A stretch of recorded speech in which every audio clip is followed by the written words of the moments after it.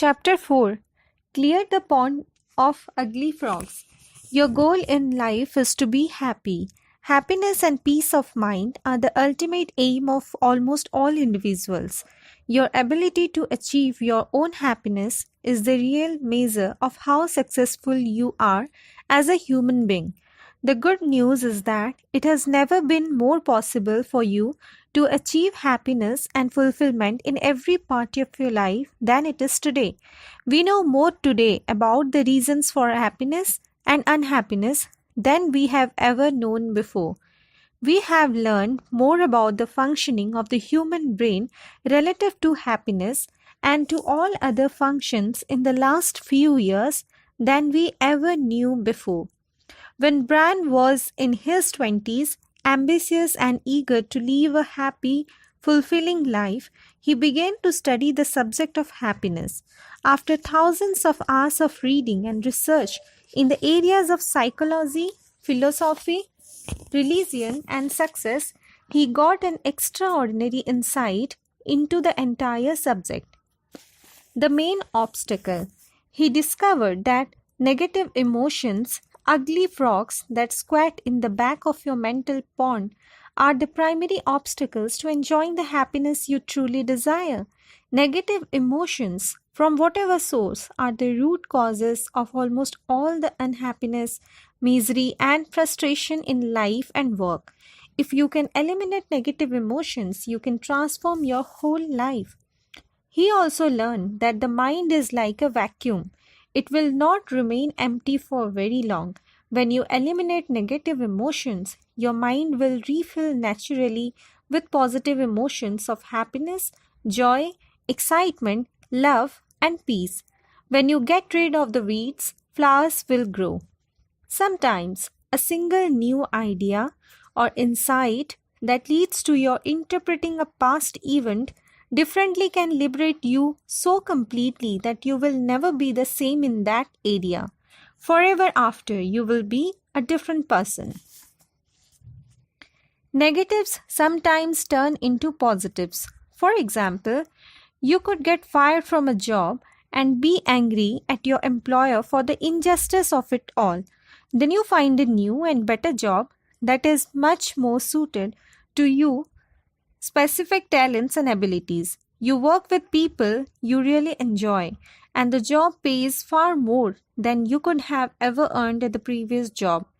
In retrospect, you realize that your previous employer did you a huge favor by firing you, and instead of being angry, you think back with gratitude. One of the most helpful habits you can develop is choosing to seek the valuable lesson in everything that happens to you, especially negative experiences. When you have an unexpected setback or temporary failure, suppose a cold, slimy frog, decide that since you have a complete control of your thoughts, you will seek the lesson or benefit that you can gain from the situation. Very often, you can gain insights, ideas, confidence, and new opportunities. What is the most valuable lesson contained in your biggest difficulty or problem right now? Take control of your mind. To become the best person you can possibly be, you need to start at the beginning.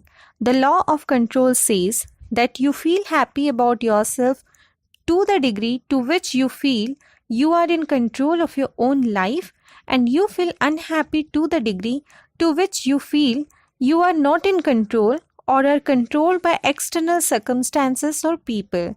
You have either an internal locus of control where you feel in charge of your own life, or you have an external locus of control where you feel that you are controlled by circumstances and people like your boss, your bills, your health, that you can do nothing about.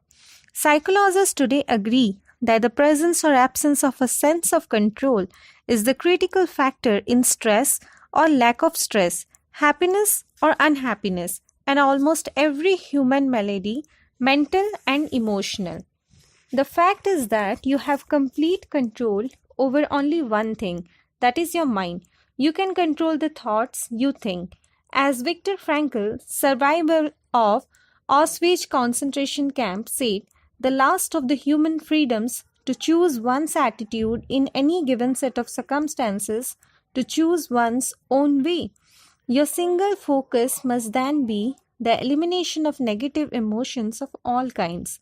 Fortunately, negative emotions can be eliminated and removed by using a series of proven methods and techniques, many of which can act in seconds, which you will learn in the pages ahead.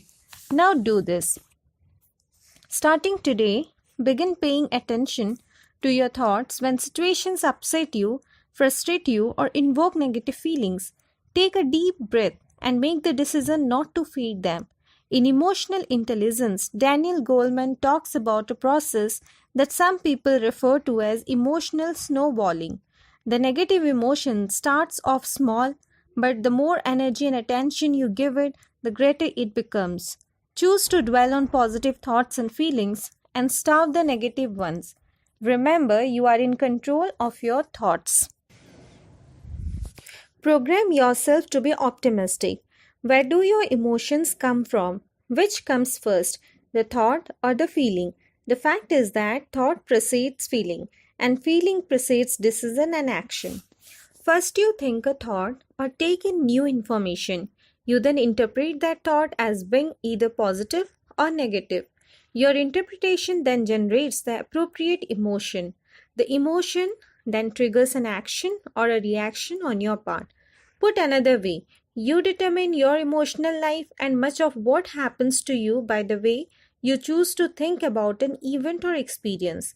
You are the one who gives meaning to each part of your life, no one else. The way that most people think is based on the stimulus response model of behavioral psychology.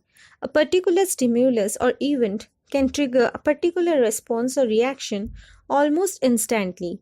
Much of your thinking and feeling is automatic and instinctive, where you simply react as you have done over and over in the past. However, the best thinkers, the happiest and the most successful people think and respond differently from average people. Instead of immediately responding to a stimulus, the most effective people take the time to think about what is happening and the best way to respond. In those moments of thought between the stimulus and the response, the quality of individual life is determined. The power of thoughtfulness. When you develop the habit of thinking in a positive and constructive way about the events in your life before you respond, you will make better choices and decisions and take more constructive actions than those who simply react with little thought about the consequences. When you look back over life, you will see that many of your mistakes that caused unhappiness and grief were the result of not having given the subject enough thought before you acted. The law of substitution. The law of substitution says that you can hold only one thought in your mind at a time, positive or negative. It also says that you can deliberately substitute a positive thought for a negative thought. You can choose to think a thought that makes you positive or happy in place of any thought that makes you unhappy. Dr. Martin of the University of Pennsylvania conducted 22 years of research into the subject of optimism. One of his most important conclusions was that people are optimistic or pessimistic depending upon their explanatory style. Your explanatory style is how you interpret events to yourself. Each person can have her own perception or interpretation of an event or situation, and whatever her perception, her feelings happen automatically as a result of her interpretation. Perception is reality. That's why it is said that there is always three sides to a story: the first person's version, the second person's, and what actually occurred. You can reinterpret a situation. In a similar vein, the field of neuro-linguistic programming refers to framing and reframing. The situation itself is not what causes you to feel happy or unhappy. It is your interpretation of the situation as being either positive or negative that triggers the corresponding emotion. By reframing a past experience, you will find that your emotional response will totally shift and relieve you of old negative feelings. For example, When you first look at a cold, slimy frog or any difficult person or situation and imagine touching it or being near it, you may feel repulsed. However, if you reinterpret it and think about the fact that frogs eat mosquitoes and mosquito bites are awfully uncomfortable, you may see the frog with a new appreciation. Reframing is a major tool in psychotherapy. Often, if people can develop another perspective on the situation, their feelings toward it change completely. If you are unhappy because you had a difficult childhood and you begin to think how your childhood experiences combine to make you a better person as an adult, you can change your perspective. You can actually be grateful for the difficulties you had growing up because they made you the excellent person you are today. Language is very important in this area. The words that you choose to use to interpret an event can trigger thoughts, feelings, emotions, and reactions, positive or negative. Choose your words with care. Brian's story. Brian came from a poor home with no money and few opportunities. He didn't graduate from high school. He worked at laboring jobs for several years, washing dishes and digging ditches and wells. In his mid 20s, he got into sales, where he eventually succeeded, and then into sales management, where he succeeded even more. By the time he reached the age of 30, his life was turning around and he was on the way up in his career. As his fortunes improved, he one day took a deep breath and bought his dream car, a 2-year-old Mercedes-Benz 450 SEL, silver grey with blue leather upholstery. He was able to trade in his older car as the down payment and had to stretch the monthly payments over 5 years, but at last he had the car he had always wanted. When he took it out on the highway, he would step on the accelerator and it would start moving like a big boat faster and faster until he had to slow down to avoid getting speeding tickets. After he had driven this big, powerful car for a year, he took it in for servicing by a mechanic who specialized in Mercedes-Benz repairs. One small part. When he picked up the car, the mechanic, Mario, said that he found a problem in the carburetor. A previous mechanic had inserted a key part backward, thereby cutting down the amount of fuel going into the engine. Mario had replaced this part with a new part and installed it properly. He said, "Step on the gas carefully, you will notice the difference." Brian was already quite content with his car. It seemed to drive fine and went as fast as he dared on the open highway. But this time, when he barely touched the gas pedal, the car exploded forward as though propelled by a rocket. He had to slam on the brakes to keep from crashing into the traffic on the street.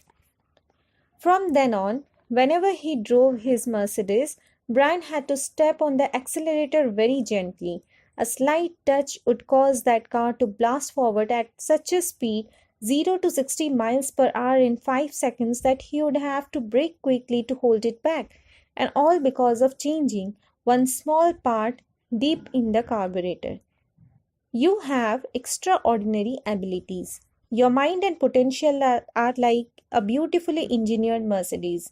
Even if your life is moving along in a satisfactory or even fairly successful way, you may have deep within your mind a negative memory or block, an ugly frog holding you back from accomplishing extraordinary things with your life.